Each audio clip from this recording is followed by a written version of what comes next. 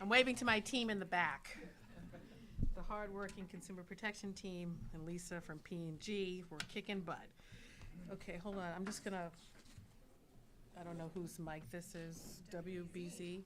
I'm gonna just move you, whoever, is that okay? Can you hear it? Okay, 1 second. Okay, hold on 1 second. Molly, you want everyone standing here? Yes. Okay, perfect, okay. I don't do this. Thank you, everybody. First of all, I'm just gonna, okay. Good morning, everyone, and of course, good morning to my team. Thank you all for being here. And happy National Consumer Protection Week. It's actually a fitting week to make this announcement related to junk fees, but want to thank all those across the Commonwealth and frankly across the country for everything they do to protect consumers. The number one issue facing Massachusetts residents is affordability. Everything today is too expensive. Housing, groceries, utility bills, childcare, education, and so much more. Our families, including those who are working 2 or 3 jobs, are one unexpected or one unanticipated emergency from potential financial collapse. On top of rising costs, we see businesses looking to scam and cheat our consumers out of their hard-earned dollars through deceptive or unfair practices. One of them being, of course, the infamous practice known as junk fees. That's why today I am extremely proud to release regulations making it crystal clear that hidden or surprise junk fees and related billing practices violate our state consumer protection laws. We've all experienced junk fees in one way or another. Of course, when we're looking to book a hotel room, shopping online, buying concert tickets to see my favorite Beyonce or Taylor Swift, or renting a car, or so many other transactions. They're pesky, hidden, or surprise fees that appear towards the end of a transaction. Junk fees raise the price of a product or service beyond what is presented at the onset, sometimes considerably. Many times, junk fees only come up after you've put in your personal billing information. That way, the business has reeled you in, and you're more likely to make a profit, or they're more likely to make a profit. In some instances, unbeknownst to the customer, these fees may actually be optional or waivable. So in some cases, junk fees turn out to be not only costly, but also completely unnecessary. Junk fees also pop up in trial offers and subscriptions. When a consumer is charged for a product or a service on a recurring basis, often with automatic renewals. I'm talking about, of course, that app you once downloaded with a 7-day free trial, forgot about it after inputting your credit card information, and then you're charged for it every month without realizing it. It's happened to all of us, and of course, it's not just phone apps. We're seeing subscriptions and automatic renewals used increasingly across the board. They're in gym memberships, home security services, meal kits, entertainment, and more. They often create unwarranted charges that, when added up, can be extremely costly for our residents and consumers. Some businesses have purposely made it harder for consumers to cancel or opt out of trial offers, automatic renewals, and recurring charges. And worse yet, sometimes businesses will raise the prices of these recurring charges or automatically impose various unauthorized fees. But not anymore. Under our new regulations, our goal is to handle that particular issue for our consumers. These regulations will go into effect in September 2025, giving businesses adequate time to come into compliance. They put the power back into the hands of our consumers, helping them to avoid unnecessary and unwanted costs and keeping their hard-earned money in their pockets. They bolster transparency by requiring businesses to be more upfront about the total cost of a product or a service. And they will level the playing field for other businesses by making sure that all competitors are upfront about their pricing. These nation-leading regulations will apply broadly across most industries, including the retail and housing market, where a lot of these issues exist. Today, we're also releasing guidance for our businesses. We want to work with them as they work to comply with these new regulations and, of course, answer any questions they may have. These regulations build on our office's mission to expand economic opportunity for all of our residents, helping consumers keep more money in their pockets and advance their wealth and financial well-being, and helping to protect our people from being tricked or coerced into paying more for goods and services, particularly as we have a federal administration stepping away from the issues of affordability and stepping away from consumer protection.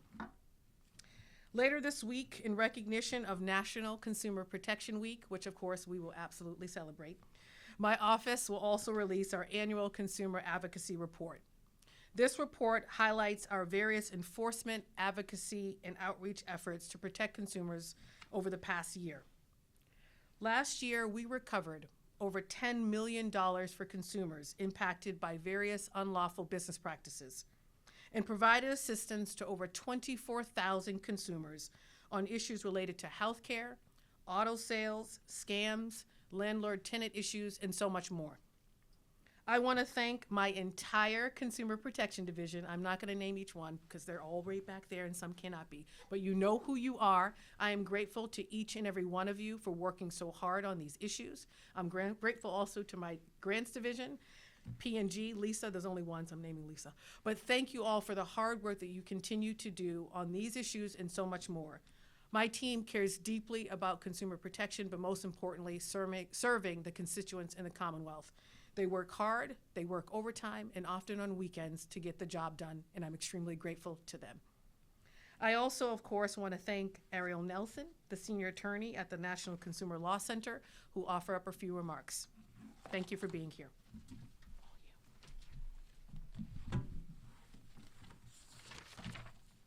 Good morning. Thank you, Attorney General Campbell, for inviting me to be a part of this exciting announcement.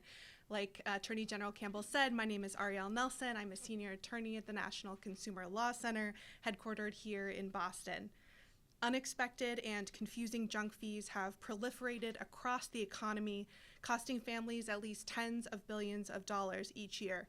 These fees obscure the true price of goods and services, prevent comparison shopping, and make a profit off of gotchas. At this point, most of us have been hit with junk fees.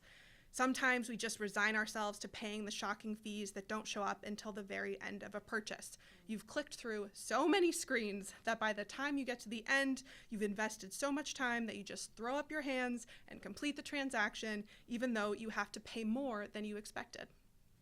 Put simply, junk fees harm everyone and prevent a fair marketplace for consumers and honest businesses. For many people, these surprise junk fees are much more than an annoyance. They are unaffordable and can cause severe, lasting harm.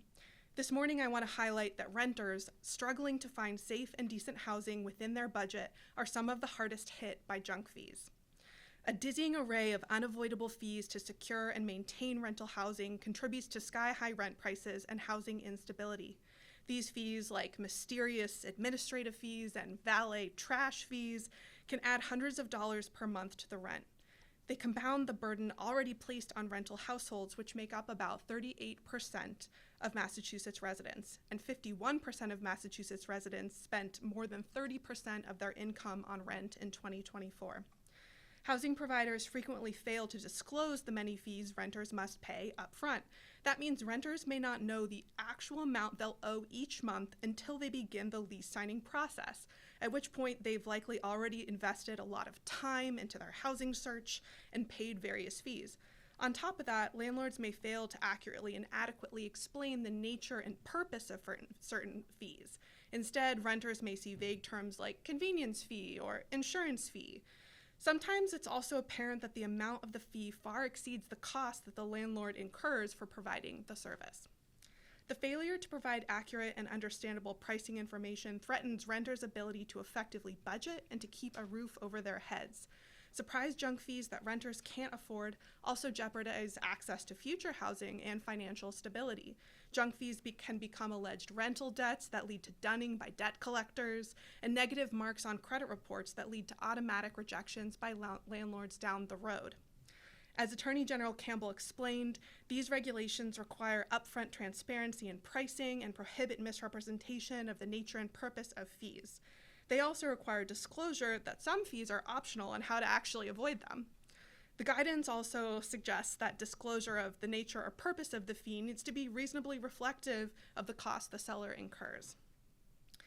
We applaud and thank Attorney General Campbell and her team for finalizing these regulations. These regulations, along with the Attorney General's enforcement of them, are a critical step towards protecting consumers from predatory junk fees. And now, with gratitude for her leadership in the fight against junk fees, I'll turn it back over to Attorney General Campbell. Thank you. And now we have Jen from the AARP. Thank you so much for being here. Thank you. Good morning.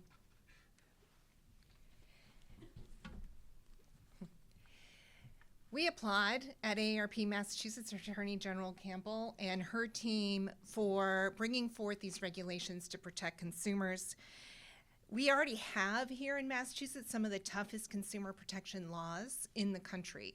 And this is an extremely important issue for not only the legislature in passing laws, but of course in our Attorney General and her willingness to step forward with smart regulations to protect all of us. AARP Massachusetts supports these regulations for more than 60 years. AARP has been a wise friend and fierce defender of our constituency, but for the people in Massachusetts and the United States. We know 85% of Americans have experienced a hidden or unexpected fee for a service in the previous 2 years. But they hit those on fixed and modest incomes, like older adults, even harder. These fees can really add up without providing any real benefit. That's why it's so important for consumers to have all the information up front to make informed decisions about prices and terms of service. We are especially pleased to see that these changes include clear definitions of unfair and deceptive practices in automatically recurring charges and fees and trial offers. By clearly outlining all potential costs and providing easy to understand cancellation information, these regulations help everyone in Massachusetts make informed choices. In a fair and lively marketplace, older adults can pick the options that best suit their needs at a fair price. Again, thank you to Attorney General Campbell and your team for keeping transparency and information forefront for consumers in Massachusetts and in particular older adults. Thank you. I'm happy to take some questions now. Thank you, everybody. So there are 3 or 4 regulations that are being discussed. Say that again. Is that a question or a comment? Yeah, Yeah. part 1. So I'm reading maybe 3 or 4 regulations that are being discussed today.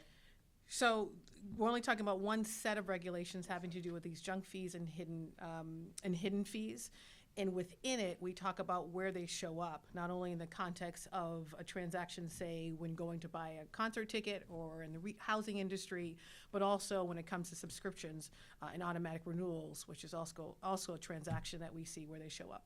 So we are offering clarification and also guidance to employers. Okay, and in regards to that clarification, up until September 2nd, that's when it'll go into effect. So in that time in between, how does the office reach out to, say, businesses, to companies, and to landlords? So frankly, in the same way we have, so whether it's through our Consumer Protection Division or other parts of the office that are front-facing, we have consumers, we have businesses that reach out all the time. So even in developing these regulations, we received over 100 comments, including from many businesses that would be affected by these. We made changes and tweaked the regulations as appropriate to respond to their concerns, the same with consumers. So that same infrastructure exists to receive feedback and, of course, to answer questions before their implementation date in September of this year. Attorney General, Thank you. Obviously, the fees are legal. How do you figure out, as a consumer, if you've actually been victimized by a bogus fee or a junk fee that's, doesn't meet your new expectations? So in addition to guidance that we're putting out, we will, over the course of these 6 months, as employers are gearing up to adjust their infrastructure to come into compliance, we will do the same in terms of putting out information, FAQs, making sure consumers have a sense of what the legalese means for them. But we encourage folks to always reach out to our office, whether on social media at Mass AGO, our website, our consumer hotlines, as we get this off the ground. And I want to be clear, we are giving a longer time period in terms of the effective date of these regulations because we don't want to surprise anybody. We actually want to work with businesses. We want to work with those who are doing a great job and those maybe not so much in order to ensure there's a level playing field and no consumer is getting these surprise charges. But the thing that you're trying to make it so that people have to know they're paying it. Like if there's a fee there, you have to know when you get to the final transaction. Oh, absolutely. And so that information will be coming out from our office, but even then, consumers will see through the changes that businesses make, whether on their online platforms and other ways, not only what they're paying for at the outset, what these fees may be, a better description of them. So this overall push for greater transparency will help the consumer, and they will see that when these go into effect.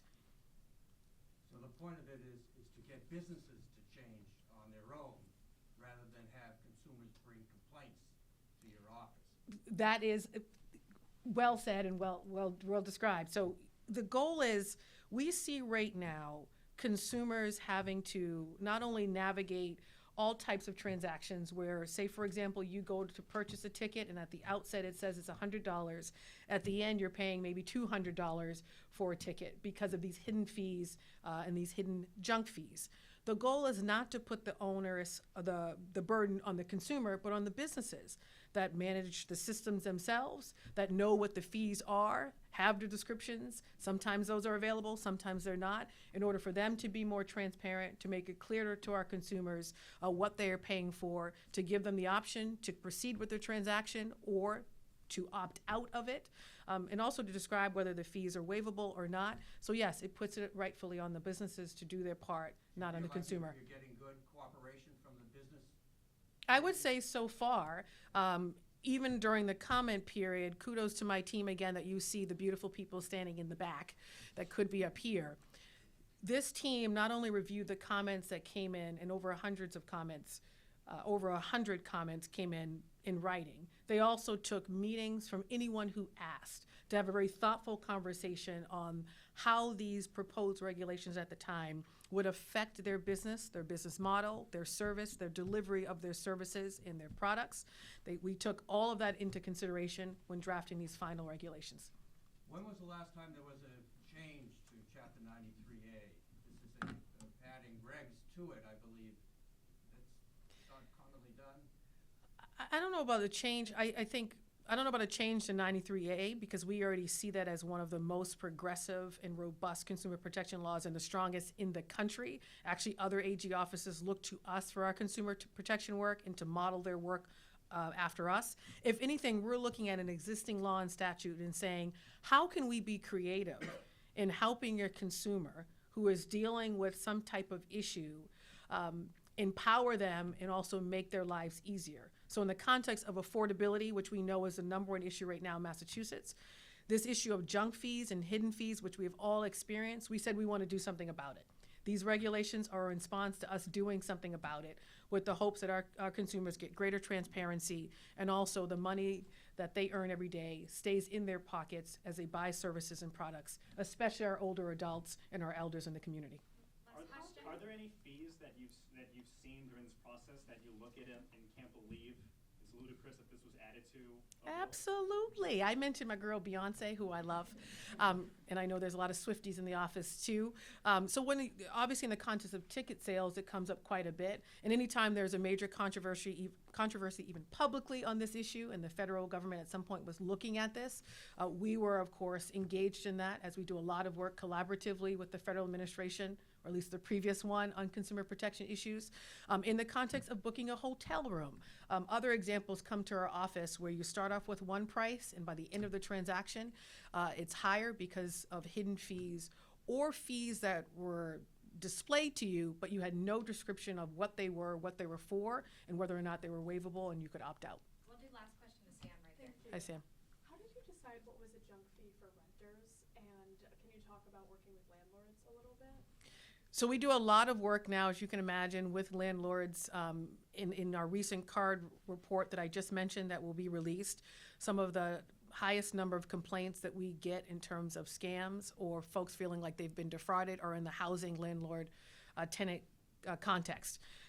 There are fees, and we understand that tenants and renters have to pay, and we've done substantial, I'm giving a view to my digital team over here, substantial videos and content on what those fees are. And then this is to address all the other fees that are not mandatory, that are not required in order for someone to actually demonstrate that they have great credit, they're able to pay their rent, and of course, become a tenant for a landlord. So we'll work closely with landlords, as we will all employers and businesses, I should say all businesses, to ensure that there's a fair playing field for everybody. Thanks, everyone. We appreciate it. Thank you, everyone. And thank you to my fabulous team in the back. Appreciate each and every one of you. Yes, we can clap for them, by the way. All right, I'm gonna go over and hand my team.